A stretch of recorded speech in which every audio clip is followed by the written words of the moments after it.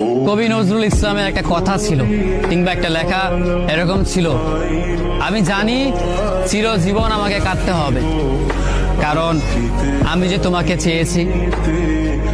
আসলেই আমি যে তাকে চেয়েছি এই জন্য আমাকে সারা জীবন কাটতে হবে, কারণ আমি তাকে কোনোদিন পাবো না, আর পাইনি বলেই আমার কান্না করতে হয়।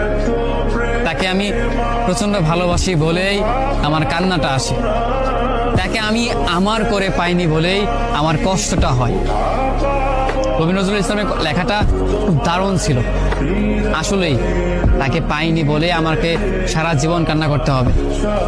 যদি সে আমার এই ভালোবাসাটা বুঝতো, আমার এই অসীম ভালোবাসাটা বুঝে আমাকে একটু বলতো যে আমি অন্যদের মতো কখনোই তোমাকে ছেড়ে যাব না, তাহলে বিশ্বাস করুন পৃথিবীতে হয়তো আমার চাইতে সুখী মানুষ আর কেউ হতে পারতো না।